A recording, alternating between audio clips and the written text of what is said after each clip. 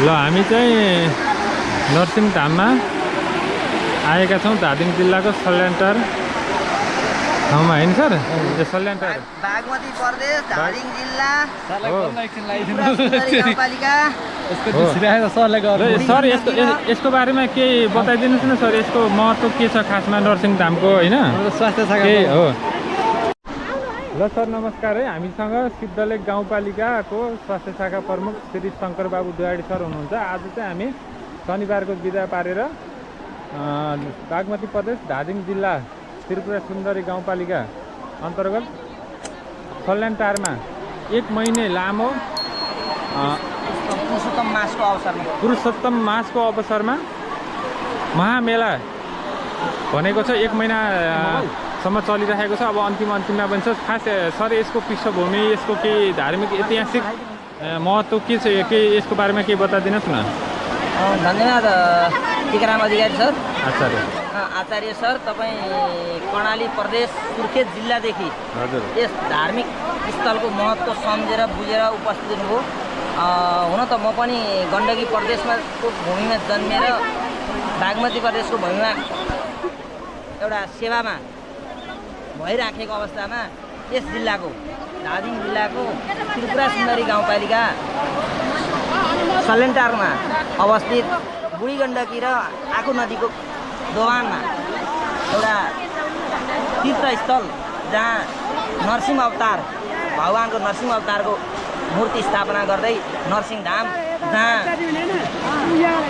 संस्कृत पाठ्यक्रमदेखि तपाईँको तीर्थालुहरूको धेरै भक्तजनहरूको उपस्थित गराउनको लागि पुरुषोत्तम मासको अवसरमा पारेर यसपालि यो 83 सालको जेठ महिनालाई महामेलाको रूपमा सुरुवात भएको देखिन्छ। 50औं लाखभन्दा बढी जनताले यस मेलामा दर्शन गरेको जस्तो अनुभव लाग्छ।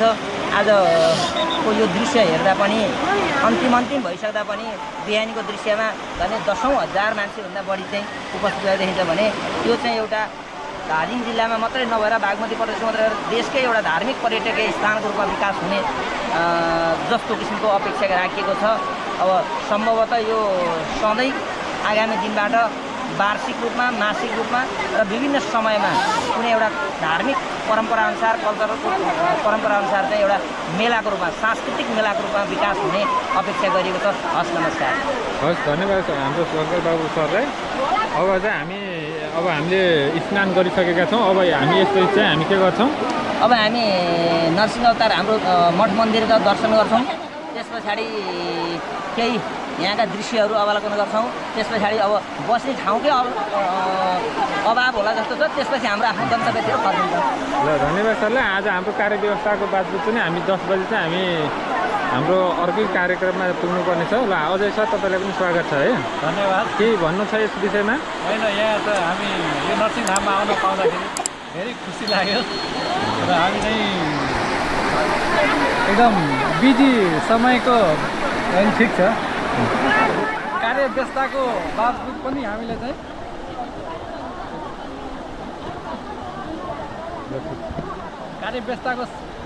हामी चाहिँ समय मिलायो र आज चाहिँ हामी सिद्धलेक गाउँपालिकाका स्वास्थ्यका कर्मचारीहरू सबैजना आउन पाउँदाखेरि खुसी भएको छ र यो दिन हाम्रो लागि धेरै सुखद र राम्रो रहेको छ जस्तो लाग्छ र हामीलाई लेखेर रहेछ आज आउनुपर्ने।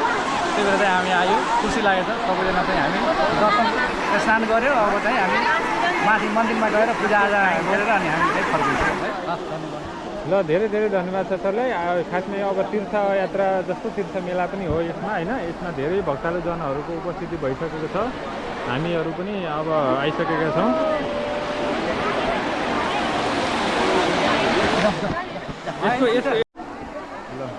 यस्तो छ है यहाँ चाहिँ। अब मान्छे आउने क्रम जारी छ। अहिले भर्खरै बिहानको 6 पनि बजा छैन। 6:09 बजे यति मान्छेको उपस्थिति भइसकेको छ। मान्छे बाटोमा आउने क्रम जारी छ। यहाँ आउने, स्नान गर्ने, फर्किने क्रम जारी नै छ है त।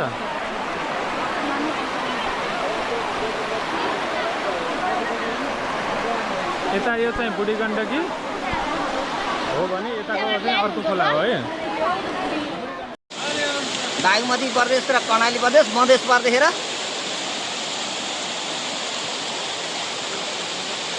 साथीहरू जम्मा भएर एकदम रमाइलोसित धार्मिक रूपमा चाहिँ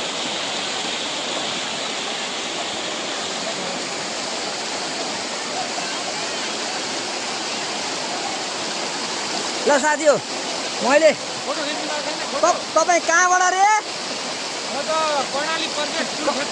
कर्णाली प्रदेश सुर्खेतबाट तपाईँ कहाँबाट सर मध्य प्रदेशबाट म चाहिँ गण्डकी प्रदेशबाट है ल मधेसका साथी घर बनाइलिनु भएको छ सुर्खेत साथी घर बनाइलिनु भएको छ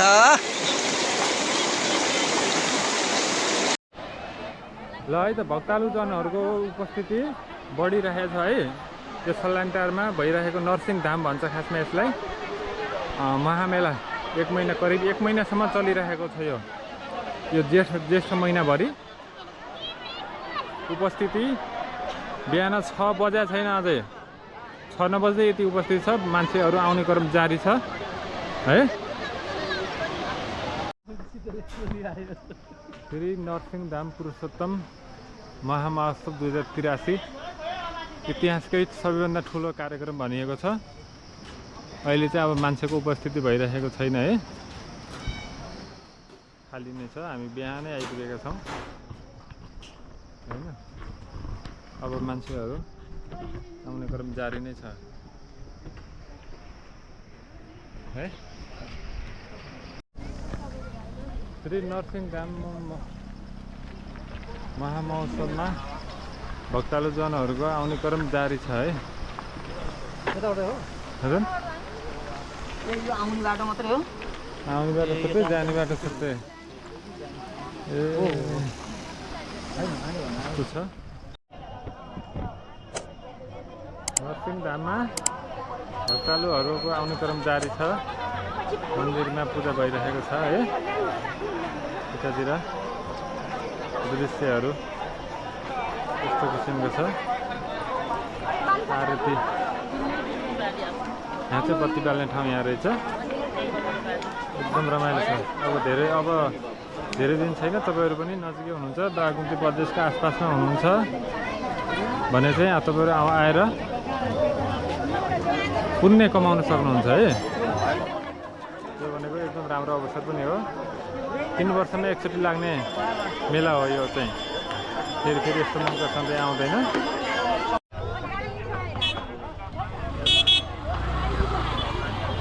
नरसिंहधाम महामहोत्सव मेला 2083 इतिहासकै सबैभन्दा ठुलो मेला भनेर नामाकरण गरिएको छ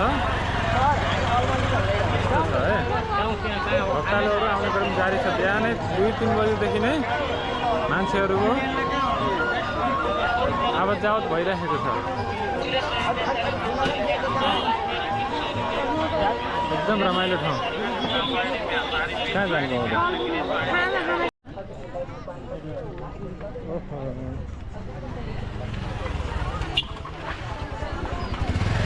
नरसिंहधाम पुरुषोत्तम महामेला 2083 को अब उत्तरार्धमा आज शनिबारको दिन मान्छेहरूको बाक्लो उपस्थिति रहेको छ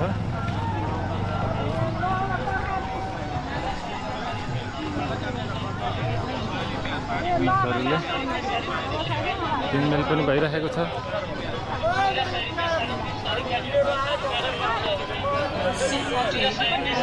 दार्जिलिङ जिल्लाको नेत्रावती गाउँपालिका अवस्थित सल्यानटारमा नरसिंहधाम मन्दिरमा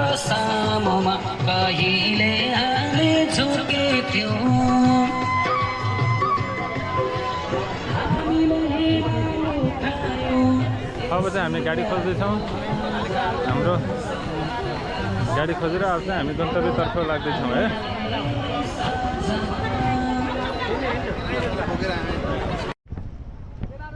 गाडीहरूको पनि बाक्लो उपस्थिति रहेको छ यस नरसिंहधाम महामेलामा मान्छेहरूको एकदमै बाक्लो उपस्थिति छ है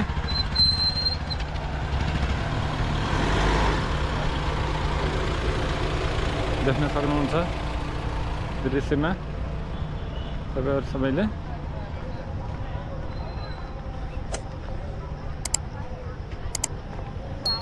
अब हामी फर्किँदैछौँ। यस्तो किसिमको छ। लक्ष्मीधामबाट हामी यता हुँदैछौँ। गाडी एकदमै बाटोमा धेरै जाम छ है, बाटो साँघुरो छ, गाडीहरूको जाम छ, धेरै मात्रामा भिडभाड छ। तपाईँहरू पनि आउँदाखेरि एकदम सावधानी भएर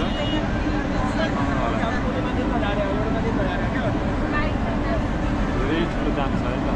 हामी चाहिँ अब फिर्ता हुँदैछौँ।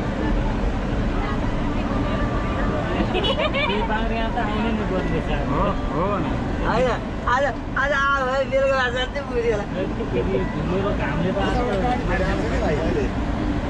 जाम र जाम छ यहाँ। त्यही भएर कोही बेला आकाशमा राम्रै हुन्छ कि। गाडी तल माथि हिँड्नै सकिरहेको छैन है जामले गर्दा। सबै यहाँ छुट्न पाए अस्ति खुल्ला थियो।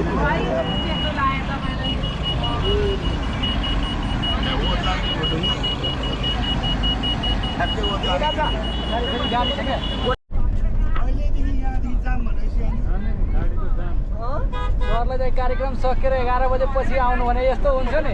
11 बजे आएको के भोलि 11 बजे आउनु भने कहाँ हुने हेर्नु। यस्तो यहीँबाट हिँडेर जानुपर्छ अहिले। गाडी ठुलो मात्रामा जाम छ है। आज